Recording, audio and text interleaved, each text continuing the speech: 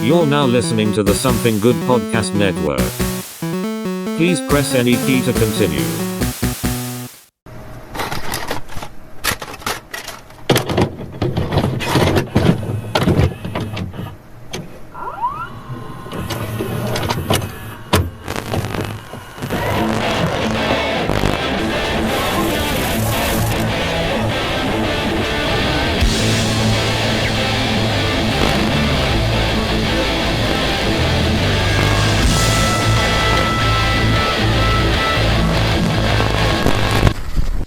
What's up, everybody? You're listening to another fantastic episode of Kaiju Paradise. We are back with a brand new episode, finally, after long last. My name is Cap Nunn, and across from me is my co-host, Chris Morrison. Hello, everyone.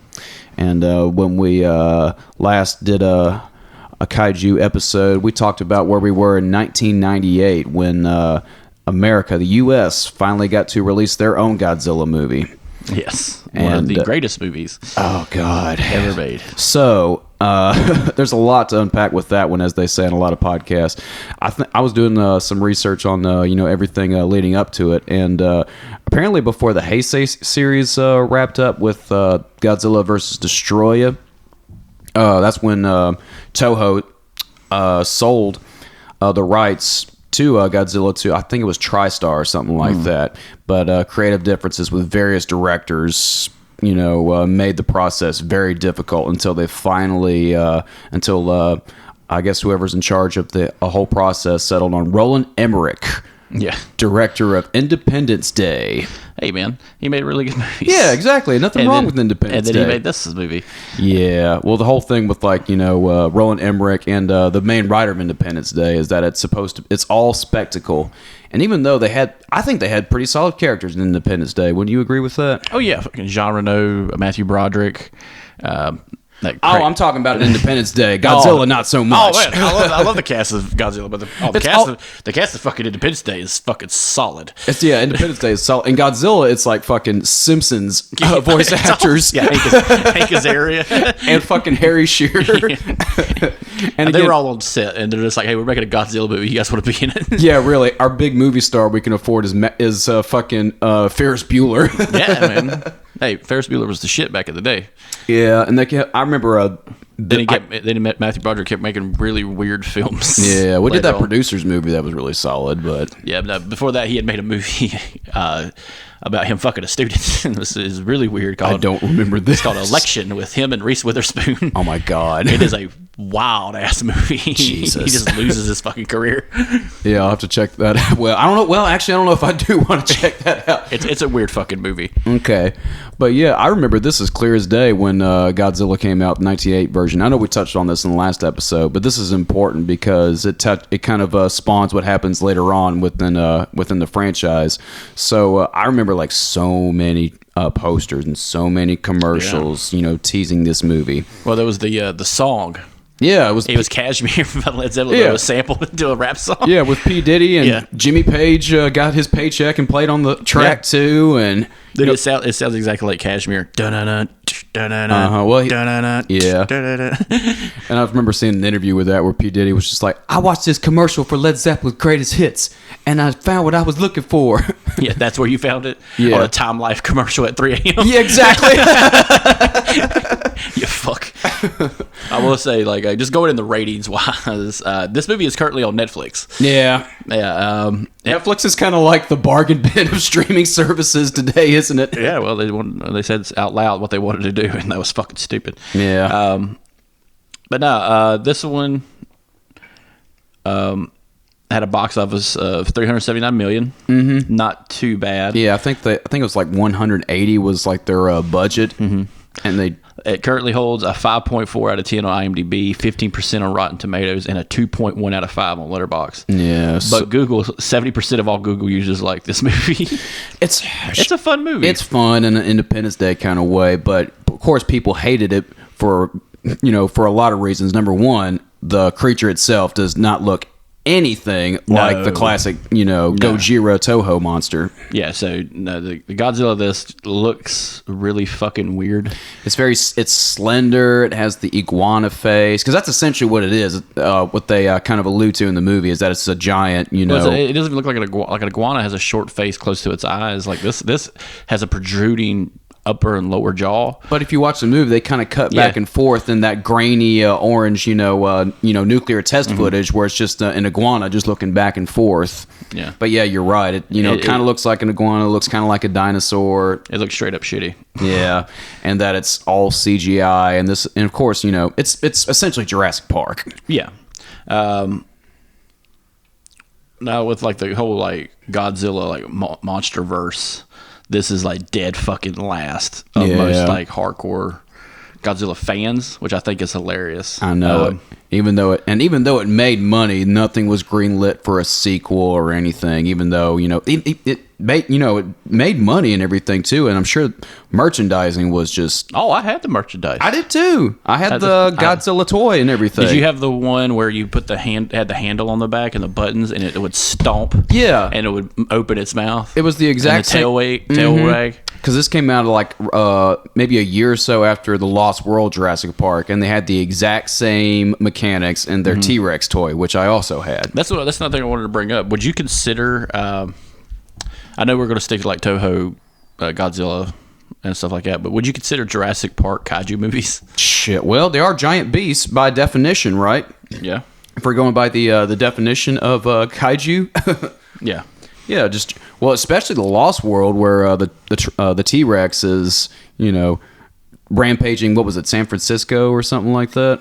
At the very end, yeah, destroying buildings and running up on people's houses and eating their dogs. Yeah, I don't know, man. The Lost World, man. I haven't seen that in so long, and like it kind of just flows back in because that one had that reminded me of how badass. Those things could be, especially when like the humans just arrive and start catching these goddamn things. Yeah, and I'm just like, damn, these things didn't stand a fucking chance. That's the thing about this movie. Is like if you were like a dinosaur nut like I was when a kid, the Lost World was the shit. Because you brought all these like dinosaurs that would all these plant-eating dinosaurs that would just fuck up people too, like the Pachycephalosaurus that had the giant dome that would just ram that one dude through his car. Oh yeah, just like it reminded me like so. My buddy had goats. Growing up, and dude, watching them fucking goats just walk up behind you and like tap you in the back of the knee and drop you to your knee. Yeah, dude, that's fucking serious, man. That's the same goddamn thing it is. Exactly. just a giant bipedal goat with a little bit more force behind its head. Yeah. But going into the whole Millennium era, this is a great kickoff. I really think because before this, the last one we had was I believe 1995's Godzilla versus Destroyer. Yeah, and which is on HBO Max. And the whole plan with Toho was that they were going to put that to bed for like another 10 years or something like that before they were going to try to make another Godzilla movie, and they were just going to trust the hands of TriStar and the American studios to keep their version of Godzilla going, but. The backlash was so fucking strong that Toho went, "Oh shit, we better get work fast and put together another movie to kind of erase this." It's like the turnaround between the American Godzilla and the Godzilla 2000, as it would be referred to later on, was super quick. Like I remember the trailers for this one. When it was released in the U.S., because this got a theatrical release in the U.S., Godzilla 2000 did. Yeah. It was just so quick because of the backlash. I remember as a kid, like watching that, going like, "Oh, okay, well, I guess we're gonna get a cool Godzilla again." In so many words, Well, like I will say, of all the generations we're doing, the Millennium era is very short. There's only about 6 or 7 movies, if you count the 1998 Godzilla movie. Yeah. If you count that, it's like 1998 through 2004. And TriStar coming back to help the Toho franchise with Godzilla 2000. Okay. They came back to help produce the movie. Gotcha. I'm sure they helped. I imagine it was free. Yeah. It was paper. Yeah, really. They're like, "Hey, our bad, Toho." Yeah. But yeah, this is actually the first like Toho one since 1995. Godzilla Millennium 2000. Yeah. From Toho Studios, 24th film of the Godzilla franchise. It's the first film of the franchise of the Millennium period. Did you go see this in theaters when it I came did out? not. I did. I was that kid. I saw it on VHS tape in 2003. Oh, really? No, I was there like opening day, and it was like in the theater we would go to in Jackson, Tennessee, and of course it wasn't packed. It's a Japanese Godzilla movie, and by this time, talking about the Jurassic Park movies, I think bringing all that into the picture is important as well, because now as a kid, we're, as people our age, and you included probably as well, it's like we're used to seeing dinosaurs and giant monsters on screen that look really good, so seeing a guy back in a rubber suit in a movie in the year 2000 was strange on the big screen for a lot of dinosaur and monster movie fans too. And what sucked was the VHS copy we had no English. Oh, so you no watched fucking captions, man, just straight up Japanese.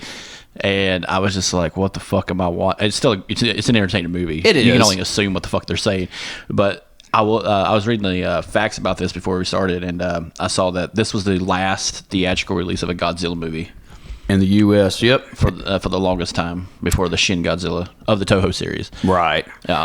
I was there. Me and maybe 30 people in the movie theater, but still. This one had a neat plot. It kind of reminded me of like some like the Godzilla 2, or what they revamped later for Godzilla, the American version.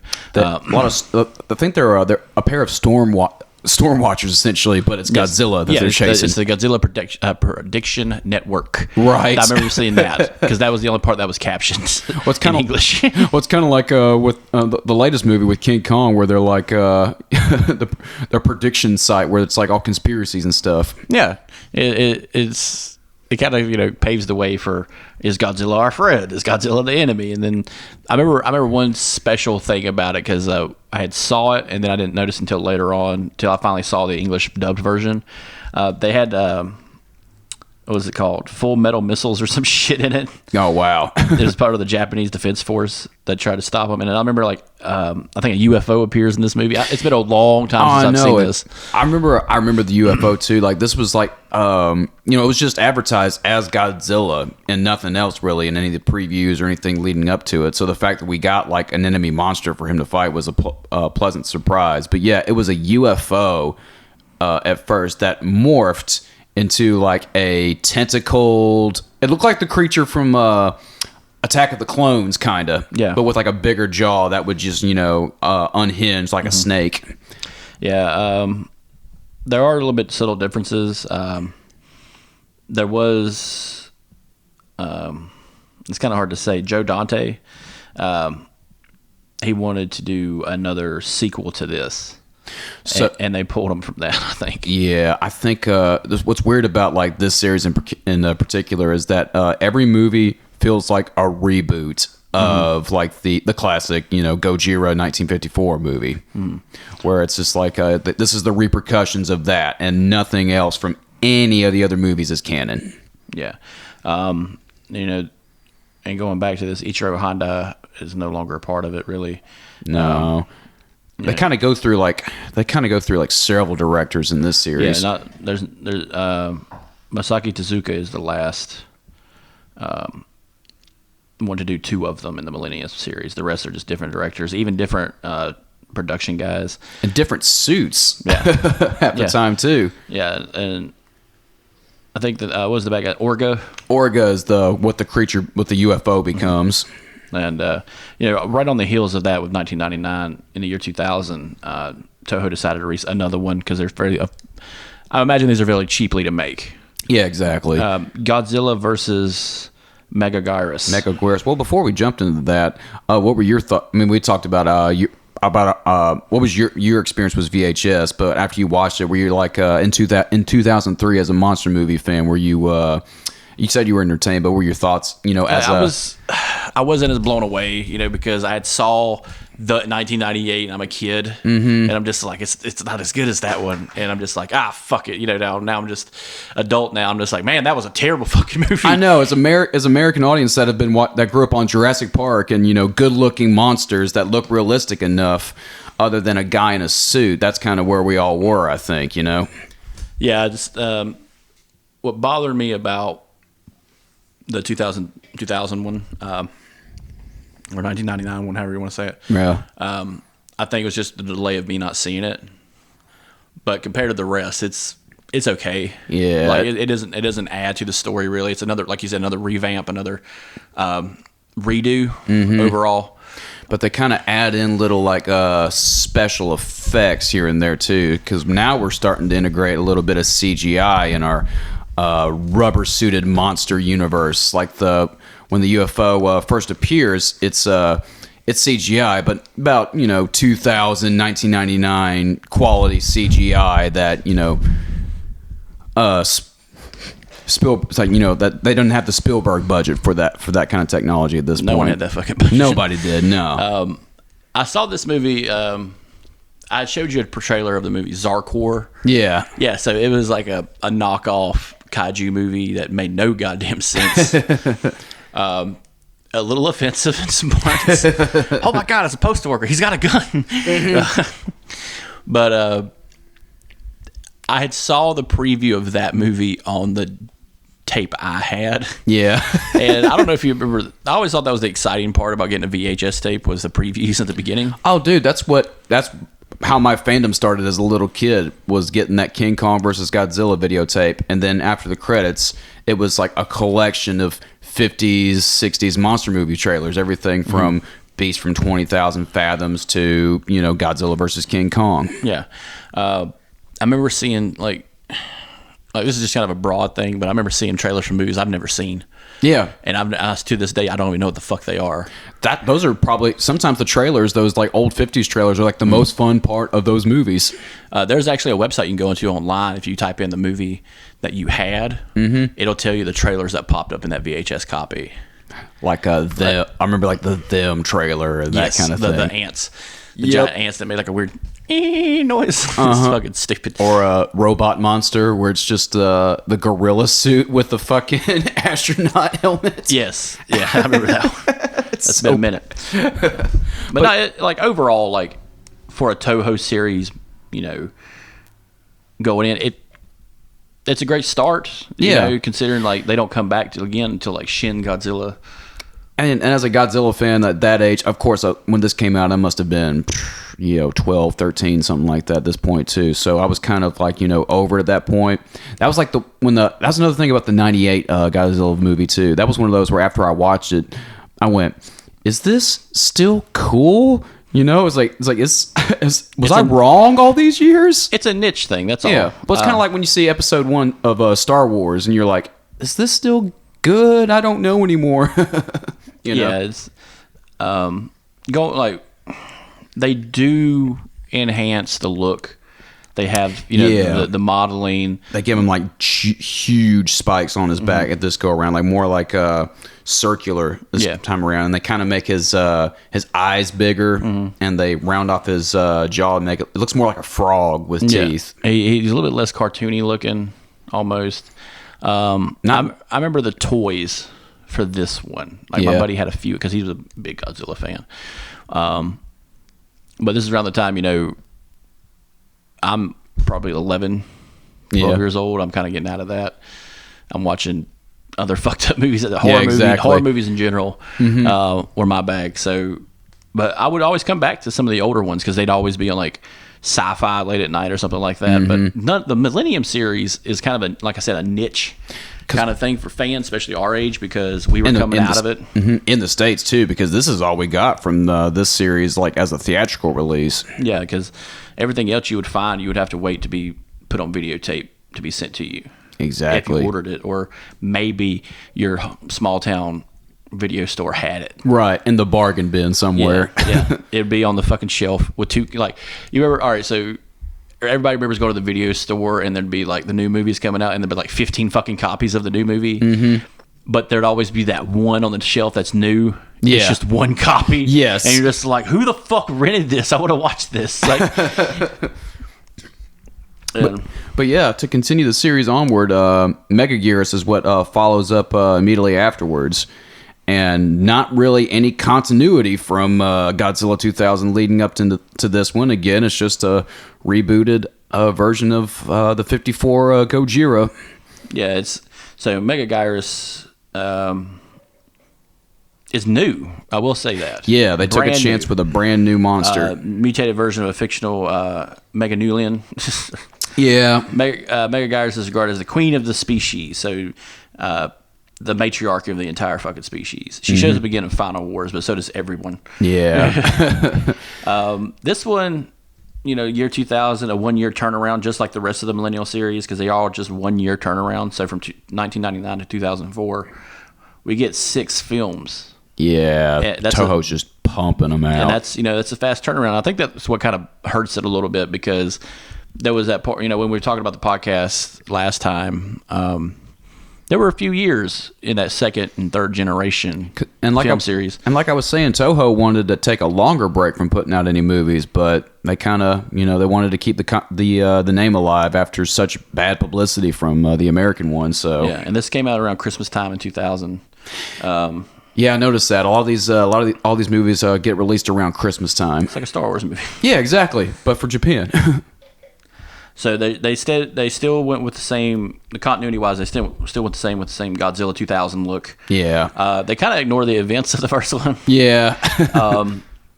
And they kind of put everything aside from the 54 Godzillas. Now, plot wise, I don't remember this one as well. I'm kind of just skimming through here looking at it. But I can't remember this movie. I remember seeing the monster. Yeah. The Megalogyrus. The Megaguirus, yeah. Or Megaguirus. Yeah, it's kind of like Anguirus from the Showa era. It's like Anguirus, Anguilus. Doesn't matter. It's going to get killed. Yeah, exactly. But yeah, this was just like a giant kind of like a reptilian moth creature, or a kind of like Batra, really, from the Heisei series, but purple.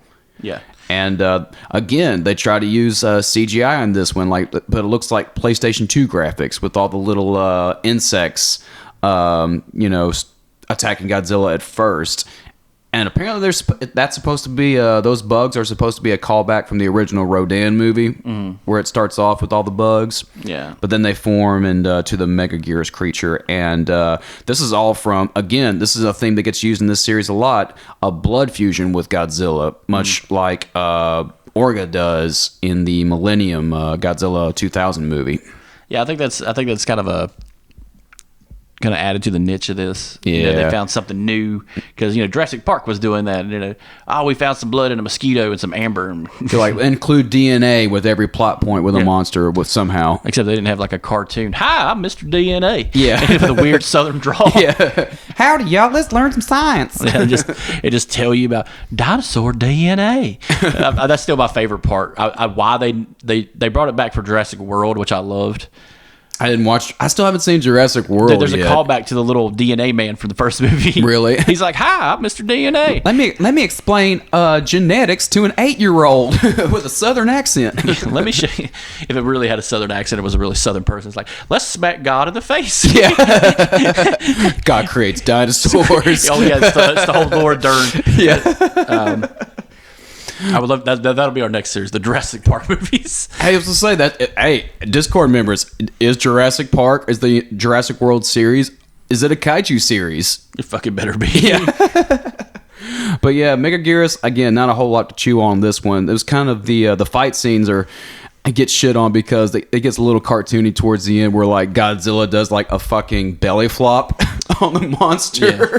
At the very end, you see this camera pan up. There's a camera shot where it's Godzilla kind of just like this, where he's posing with his like arms up like in T-Rex pose, doing a belly flop. Yeah, it's a wrestler. Yes. It's a fucking. I'm surprised they didn't put him in a fucking headlock. Well, it's about like the all the Showa era movies with Megalon and Gigan were pretty wrestlery enough, but you never saw Godzilla just kind of jump off the fucking turnbuckle. Well, yeah, he had that one move where he kind of like laid on his tail and like did a drop kick. Yes, remember that one? The tail kick. The tail kick.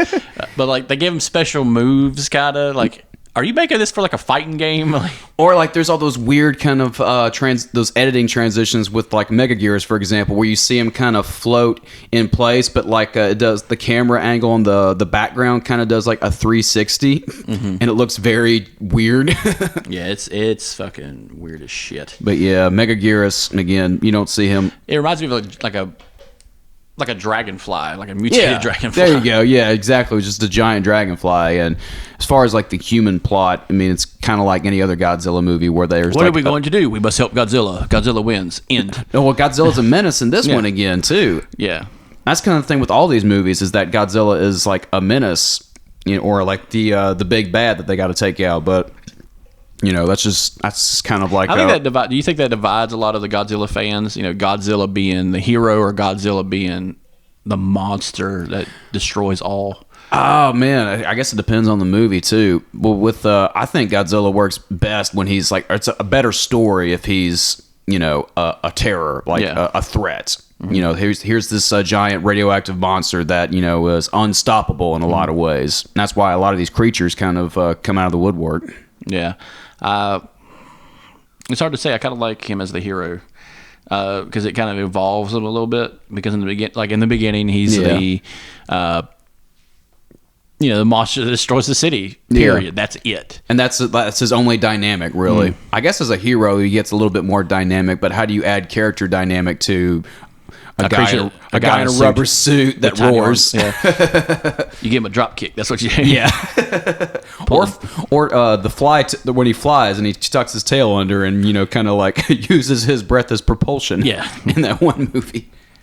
But yeah, I think this one's like the one that everybody shits on the most. Like this is like not celebrated a lot, and well, out of the 6, this is probably the most forgettable one. I think so. Except the monster's pretty cool, but that's about it. And just the weird CGI just doesn't help. And it only gets worse as the series progresses. Yeah, it doesn't really do great. I think it's because they're still using the suit. Yeah. CGI hasn't got that far. No, not to where it's just like, everything is CG. It's not to like where it's video game level like it kind of is these days with movies like this. So I think the suitmation is pretty much dead in a lot of moviegoers' eyes. It's not unlike, when suitmation was a thing, that was the death of like stop motion animation. And around this time, it's later 2000s. There's a lot of other movies coming out with just straight CGI. Nothing, no puppeteering. Puppeteering's going out of the way, especially in horror movies. Yeah, it's changed. There's not really any monster movies either, like outside of like maybe Cloverfield, and even that's just more. The monster's very subtle in that movie. But I think a lot of it is, if you remember, we had talked about during the horror podcast, horror movie podcast, early 2000s, horror movies dominated. Yeah, with Saw leading the way and everything too. And what is the core values of those horror movies?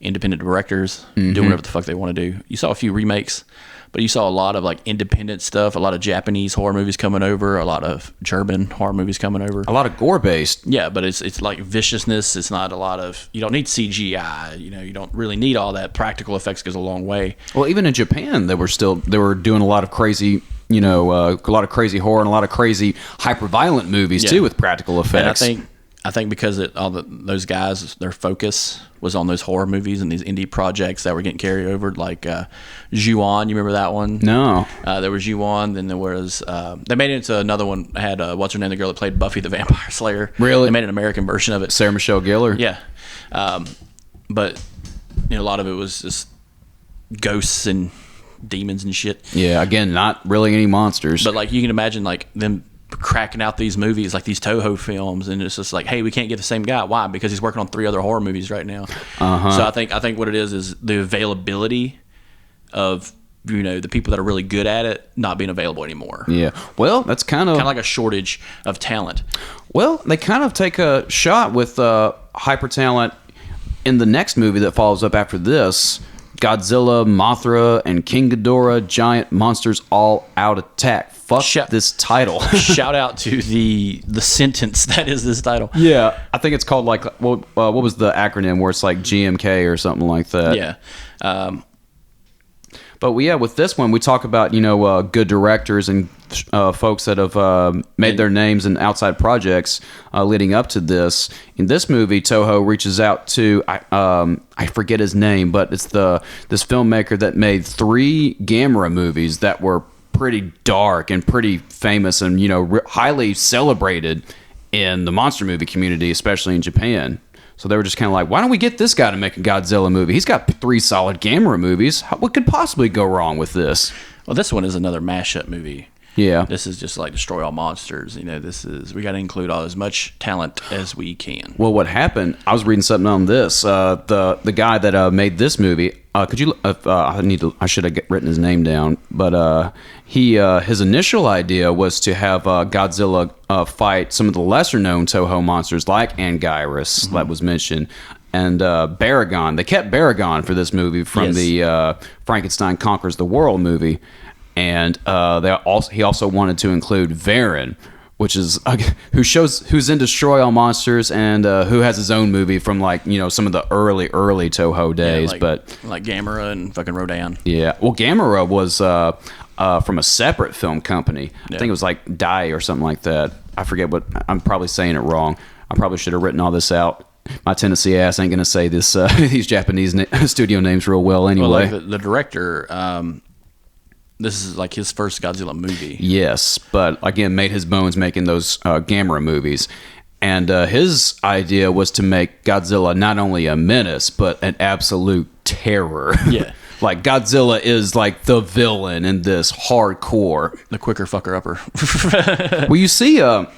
it's wild. So, but the reason he's a villain is because he's supposed to be. It's much like it's like a twist on the '54 Gojira movie, where he's like the spirit of everything wrong that happened during World War II, incarnate as this unstoppable beast, just wreaking havoc on Japan. Yeah, I love the sentence on this one. The film places Godzilla in an antagonistic role possessed by the souls of those who were killed during World War II. Yeah, while Mothra, King Ghidorah, and Baragon team up to defeat him. That makes no goddamn sense. I know it. And again, because of he wanted to use Anguirus and Varan, but this Toho was like, you got to use some more familiar monsters, because we got to sell this movie. I see where they were claiming that this would be serve as a direct sequel to the original 1954 Godzilla, ignoring the events of every other installment in the series. Yeah. So this is kind of like a prequel sequel. Yeah, well, these like all are. Like a timeline sequel, you know what I'm saying? All these are. They all just vary off a little bit. It's like continuity has never been a strong suit in any of these Godzilla movies, even as far back from the Showa era. The Godzilla Multiverse of Madness. Pretty much. Yeah, so this one, it's a little bit more grittier. It's a little bit more, Godzilla's the bad guy. Yeah, still. And you see the perspective of some of these bystanders that just get fucked up by Godzilla. There's one scene where there's this girl that's in a hospital bed that sees Godzilla just walking by her window, and she's freaking out, and she's cowering under her covers. And you see the head and the torso walk by the window, and it's gone, and she kind of has a sigh of relief. And then all of a sudden, here comes the tail. Boom! Kills her and everybody inside the building, and the building's destroyed. Yeah. I think that goes to those people who really like the Shin Godzilla series. Well, that came out. This came out before the Shin Godzilla movies. That's what the Shin Godzilla was. It was the evil Godzilla. Yeah. A bad guy Godzilla. The indestructible force, for sure. And then you see people just getting just torched. Yeah. And shit like that. It's a gritty ass movie. And it's Man Bear Pig. Yeah. I haven't seen those Gamera movies that this guy made either, but I really want to see those, and I have no idea how you can get a hold of those. Let me know the Discord where I can find these Gamera movies. Illegally on the internet. Yeah. This one has a lot more, if I remember right, a lot of, not just the little scale model town, cities and stuff. They added a lot of CGI, if I remember correctly, just for the destruction parts. Mm-hmm. There's the one part where King Ghidorah shows up at the very end, and he's all PlayStation 2 graphicked out, where it's there's so much light. It's like a combination of suitmation and CGI, but the CGI over the suit just is very jarring. Yeah, it's very bright, and the Ghidorah suit itself isn't all that great looking anyway. It looked kind of like a gold toy. It does. Yeah. And then Mothra shows up just to get killed like she does in all of these movies. Yeah, they didn't really do nothing to Mothra. It's still the same. They didn't really change it much. No, there's the same colorful fucking moth that just shows up. Exactly. That's always she's the go-to anti-monster force against Godzilla, but she doesn't really add anything to the movie, I don't think. There's the Baragon edition was pretty cool to see. And I was talking with Chris before we started rolling. There's some really fun footage on YouTube of the suitmation actor in the Baragon suit from this movie, just hamming it up and just really getting into it. Like when they open up the jaw, you can just hear this female actor. She's just like, just fucking it up. Yep. But yeah, this is probably my favorite Godzilla suit though in this series. They give him like lifeless eyes that kind of add to the villainous aspect of him, and they keep the fins on his back aren't as big as they are in the previous two movies, and they keep the charcoal black color of like the Heisei suit. That's probably my favorite Godzilla suit, was the Heisei suit. This one also had the end question mark. Yeah, where it's like Godzilla's just done. He's on the bottom of the ocean floor, but his heart's still going. Mm-hmm. Dun, dun, dun. And of course, and with all of this promise with the director and all of your big bad, regulars like Ghidorah and Mothra on top of everything else with this movie, doesn't really do all that well either. And everybody's just like, what the fuck? And I remember reading something the director said where he said something about how Toho put way too much pressure on him, and that kind of added to the tone of the movie and why it didn't do so well. And after that, he was just like, I'm not going to do another one of these. This is too much. Yeah. And almost 1 year to the day, they decided to go another separate path. Mm-hmm. With the Godzilla against Mechagodzilla. Hey, if you got Mechagodzilla and Mothra back, might as well bring in one of the other. This one was considered a reboot that ignores the events of every installment of Godzilla, just like all the other ones leading up to this. So it's a direct sequel to the 1954. So it's another timeline branch, and it was followed by the next one, Godzilla Tokyo SOS. Yeah, and these kind of run together. Yeah. Now, just like on box office, they've made quite a bit just in Japan alone. 1.9 billion. Just in box office in Japan only. In yen, though, right? Yeah, yen. Whatever the fuck that translates to. Right. But yeah, they release them around Christmas time. It's about like we were talking about Star Wars or Marvel movies, and over here in the States and things like that too. But yeah, this one's kind of, there's another human initiative against Godzilla. It's always a group. The Japan Self-Defense Forces. Yeah. They decide to create the Mechagodzilla, also nicknamed Kiru. With, again, using Godzilla DNA, they find, apparently, this is what happens in this one. This is kind of weird. They find the original Gojira's bones that got destroyed by the bomb in the first movie. The oxygen bomb. And make Kiru out of all that. And we'll get to it with a new like American series, but that's what I really liked about the Godzilla versus Kong movie, is they bring that oxygenator, or they destroy all monsters, the king of all monsters, America. I'm sorry, they all run together, but the king of all monsters, they kill Godzilla with an oxygen bomb, and dude, I love that. Like that's a pull, huge fucking pull, and I can't wait to dive into that one because I think that series is pretty solid. Even with its flaws and everything, but with these two, again, this come in 2002 and in 2003. Again, it's a time where like suitmation is, not celebrated as much, and the fights look cool. That's kind of what especially the sequel. The sequel kind of is just a big, outside of the human plot, the focus is just the big monster fight at the very end. Yeah, like a quick one on this one is so they were using him as a remote control robot basically. Yeah, and it didn't work out, so they had to get inside of him like he's a fucking Gundam. Yeah, and they were able to pilot him just a little bit to kind of defeat Godzilla, but then they make the direct sequel, Tokyo SOS. And going into that one, and Mothra's in that one too. Yeah, going into that one though, real quick, it's two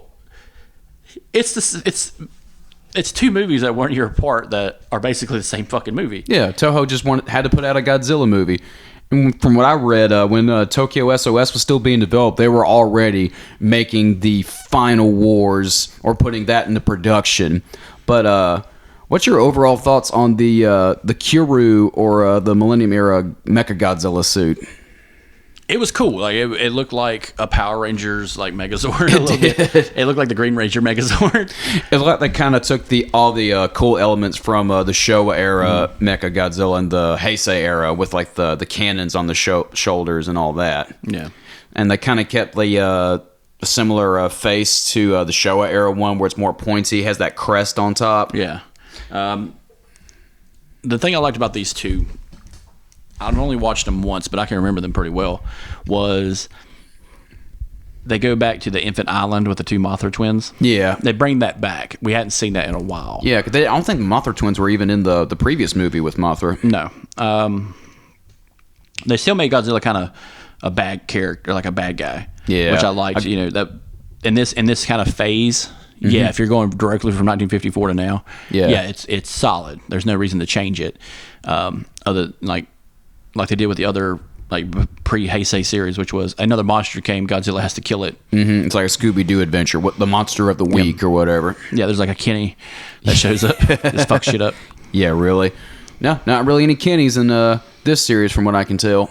No, they kept the kid thing down. I think it was because a lot of the Heisei series pissed off a lot of people with just like the slapstick comedy. Yeah, or like the Mothra movies that came out in the 90s too. People Toho was pumping out a lot of shit in the 90s with their suitmation.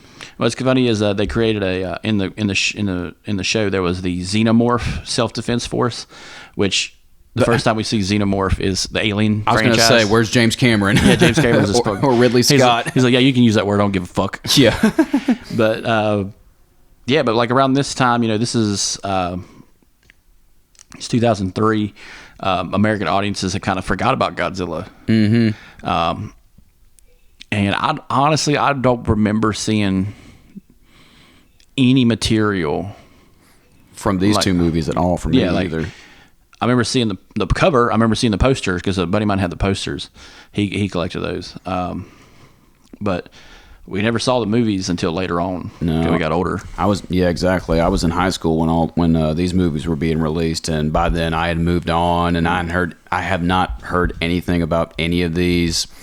And by the time 2004 rolls around with the final Toho release of Godzilla, at this point, it wasn't even on my radar. None of these movies were even on my radar. It wasn't until I was in college in 2006, 2007, and when I saw the last edition of this series, Final Wars, or bits and pieces, because again, this shit was hard to find in America.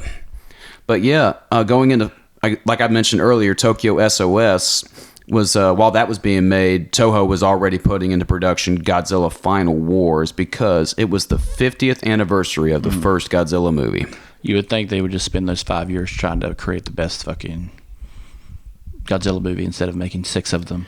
I think it comes back to that to the idea of how audiences had moved on from the kaiju genre, or like the giant monster, the suitmation monster at this point.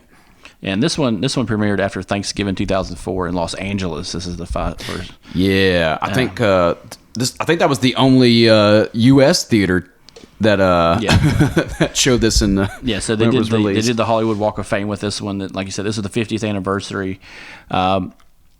And like people don't really understand. I guess people don't understand like the importance of these type of movies when they first come out. A giant monster movie does a lot.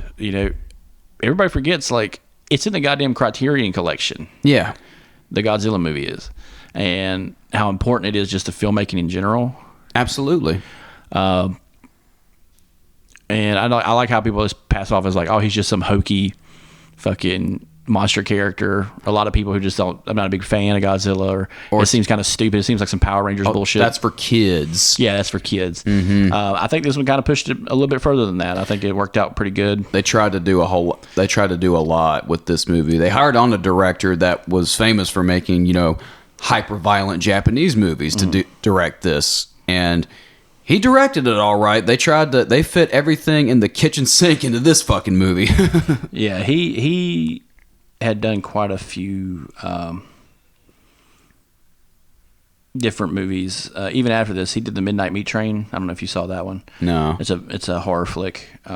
Again, like you were talking about, like horror directors and stuff like that, and guys that knew how to tell, really intense stories. Yeah, and he did a couple other like upbeat stuff too. But I remember the Final Wars poster because I didn't watch the movie till about 2008. Yeah, same here. And I remember seeing the poster and I was like, damn, there's a lot going on in this fucking movie. So yeah, they crammed so many monsters in this movie. A lot of Showa era monsters, like the Ibera, the giant lobster, the sea monster. Like they weren't even put in the movie. They were just kind of like it's old film footage added.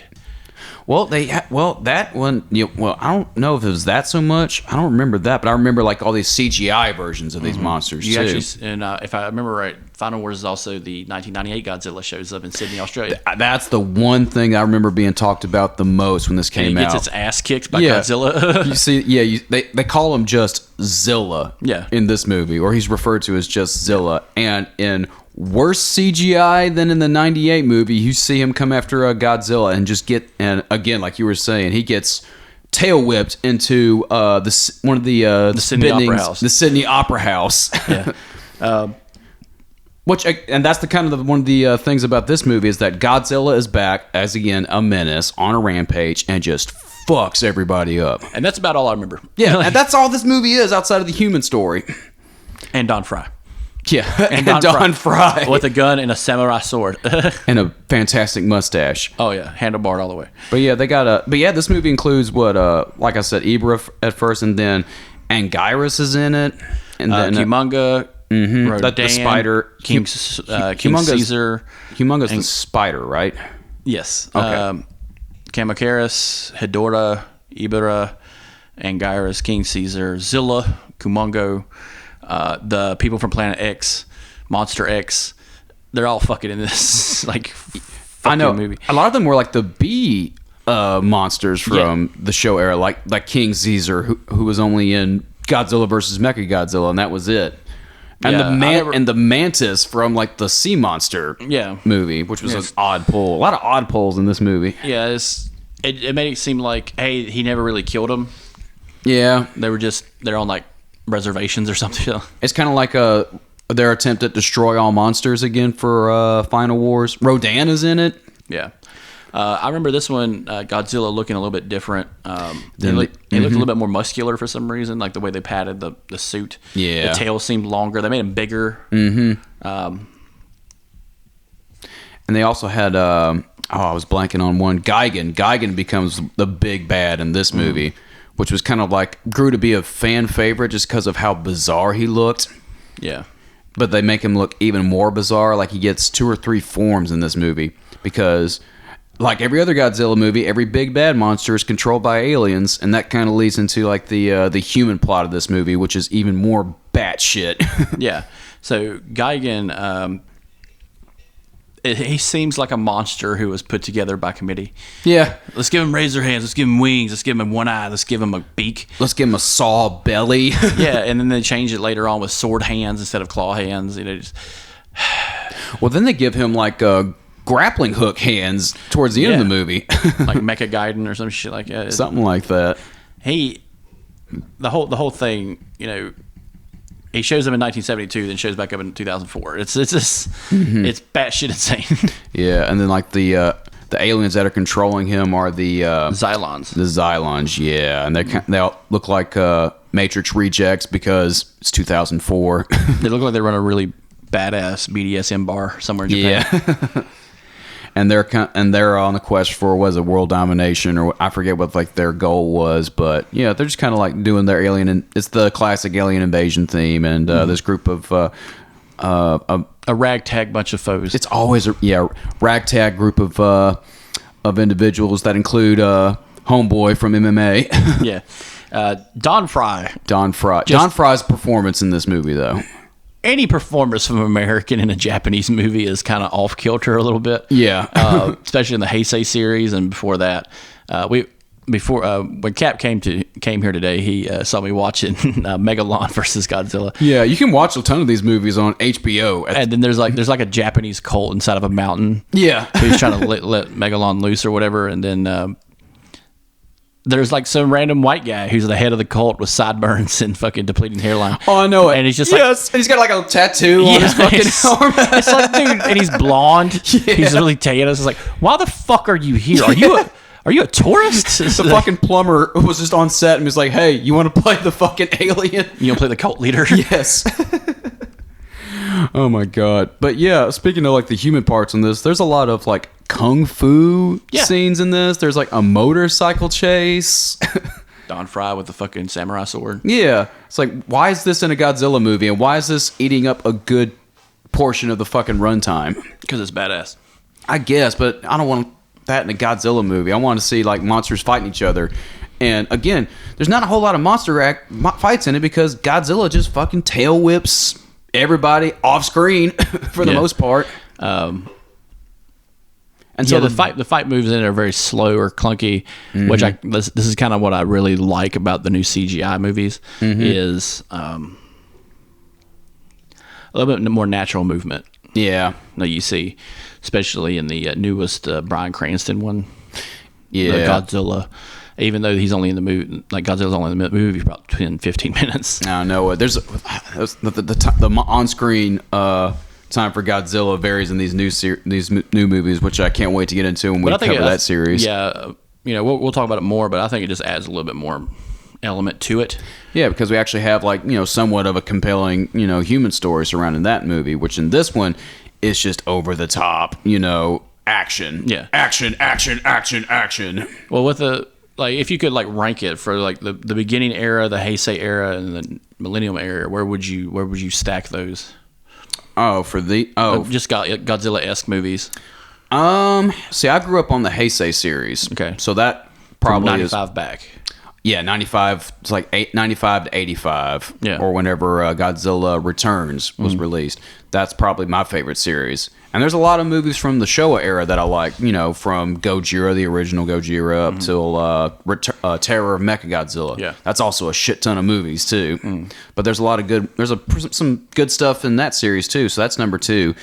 This one, like we've talked about, it suffers the fate of being kind of in the wrong place at the wrong time as a result of a backlash of a terrible movie version that was released in the States.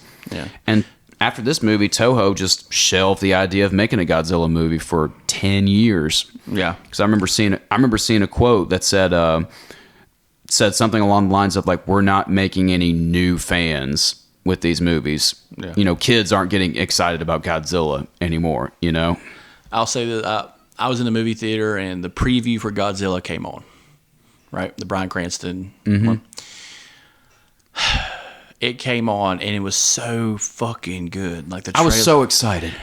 So me and my buddy Ken were in the fucking movie theater seeing this trailer. It's like the third time I've seen the trailer already. Yeah. Dude, 3 seats down for me. We're at a matinee.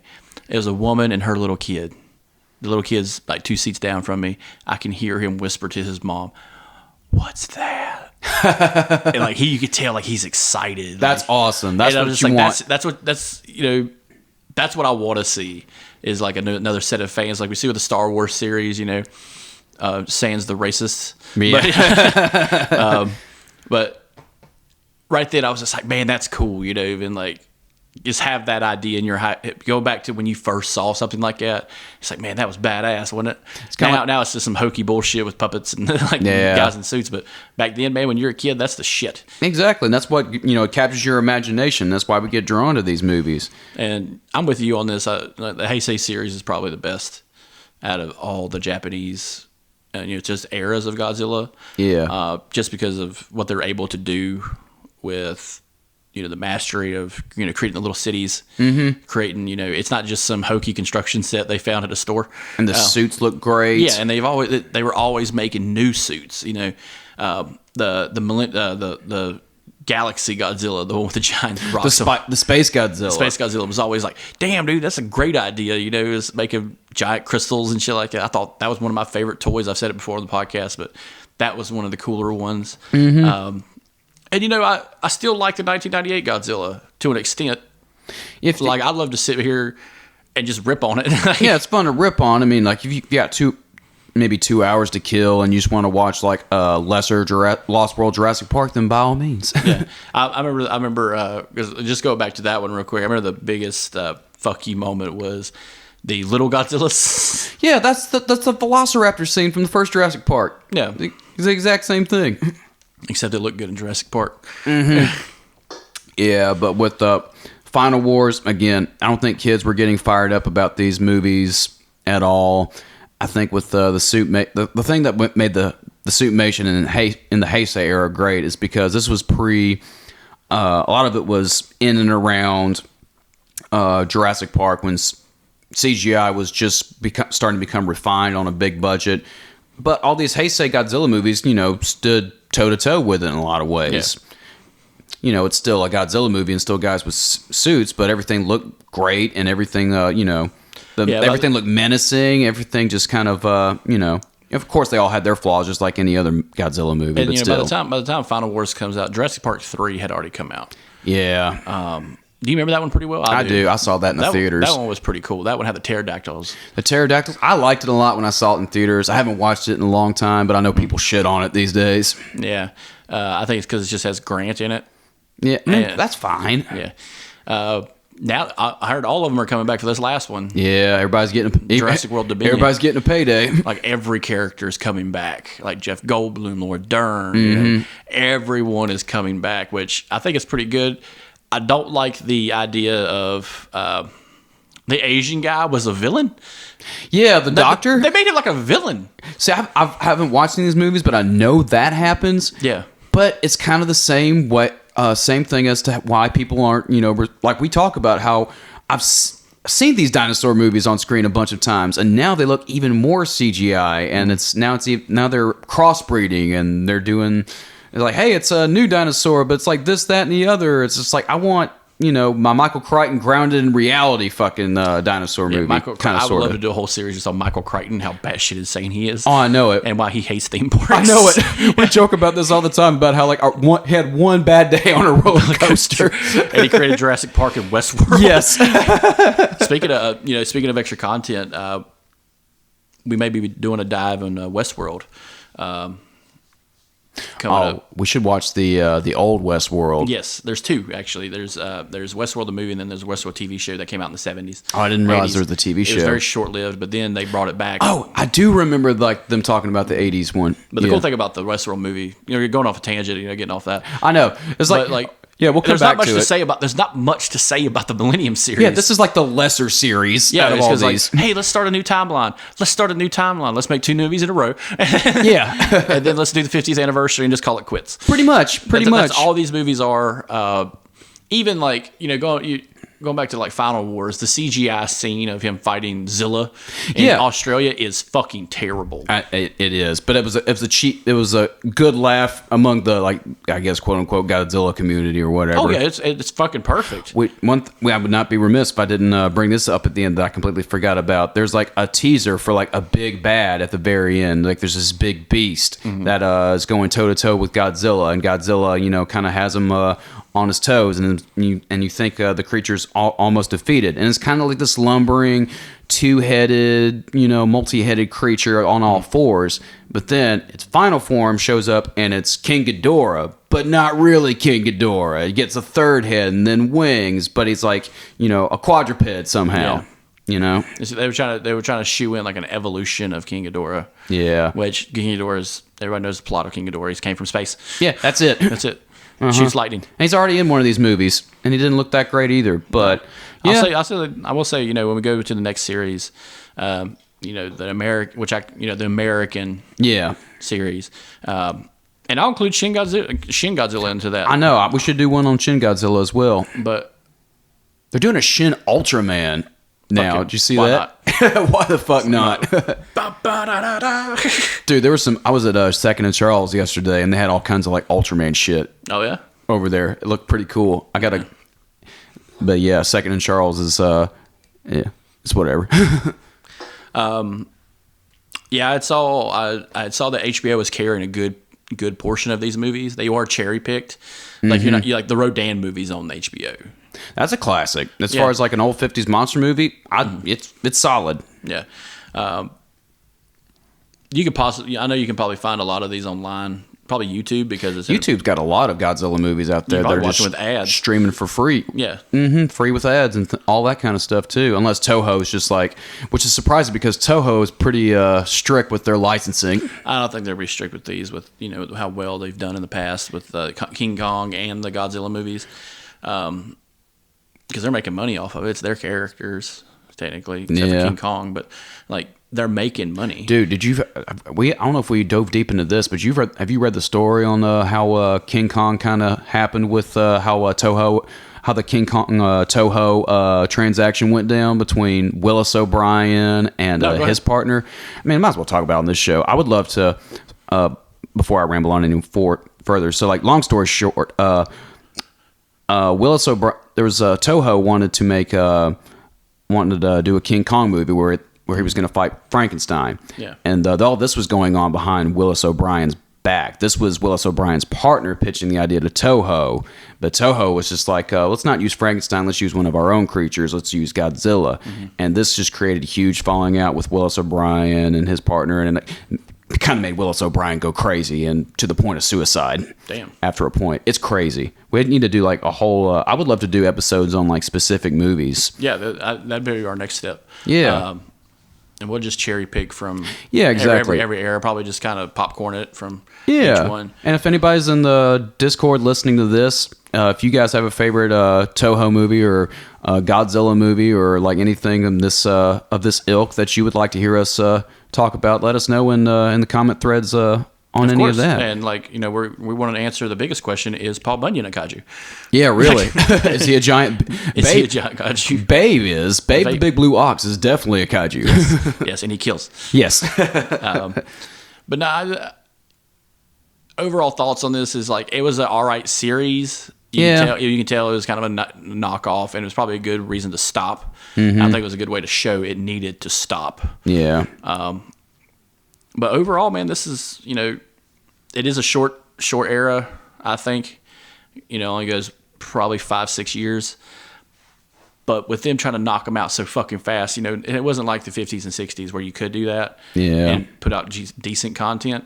This one is so fucked up. Yeah, just all kinds of factors with it. Like we mentioned, like creative differences between Toho and the various filmmakers and all that too. But if I had to pick a favorite out of these, it would probably be, just out of nostalgic purposes, Godzilla 2000, just because of where I was at the time. And I'll take Final Wars just because of how stupid it is. It's so over the top. So you like it for a lot of people shit on it because of how over the top it is, but you see that as a plus. I see that as a plus. It seems like, a fan wrote it. Like, it seems like a fan fiction almost. Yeah.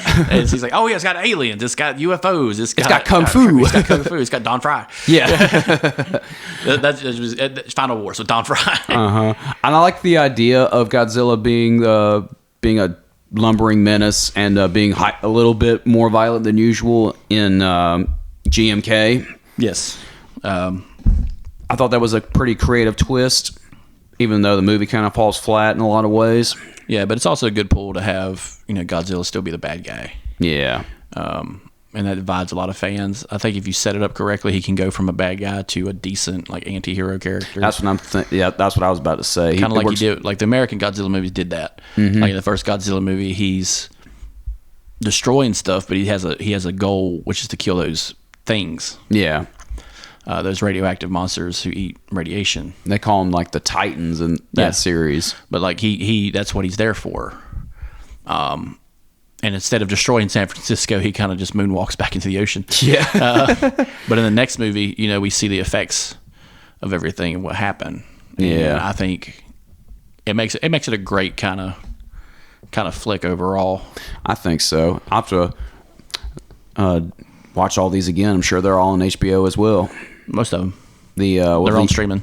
Well, the American ones that are out right now too. They're all on HBO, right? They should be. Okay. Last three at least. Yeah, because I know I was browsing through. I saw Skull Island on there, so that's always a fun one. I was let's include Skull Island on that list. Yeah. That's a solid. That's probably teasing the next movie. That's probably my favorite one out of this series. It's like the Skull Island, King Kong Skull Island sets up the universe. Yes. Sets it up with, hey, there's a picture of Ghidorah, there's a picture of Mothra, there's a picture of Godzilla. There's these like cave drawings of these creatures. I know it, but they always go to the same pool of the same monsters with every era. It's always King Ghidorah. There's always Mothra. There's always Mechagodzilla, Rodan here and there. So if you had to pick one of the B monsters for like any upcoming Godzilla movies, if they were to do like another Godzilla movie, I would like them to do Gigan. I would like that too. Make Gigan like some weird like Jurassic Park scientist, like just putting all the DNA together and scrambling it and then cooking it. Like it's just like, here we go. Where it's like we took a turtle and a cat. Yeah. Some Island of Dr. Moreau kind of shit. Yeah. Get the gargantuans. Yeah, the gargantuan.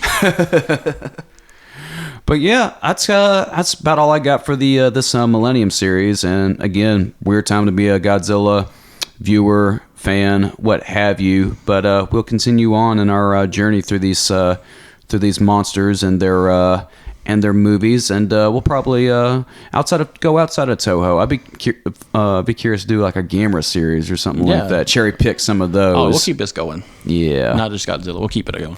Yeah. Well, from all of us here at the Something Good Network in Kaiju Paradise, this is Cap Morrison, and we'll see you next time.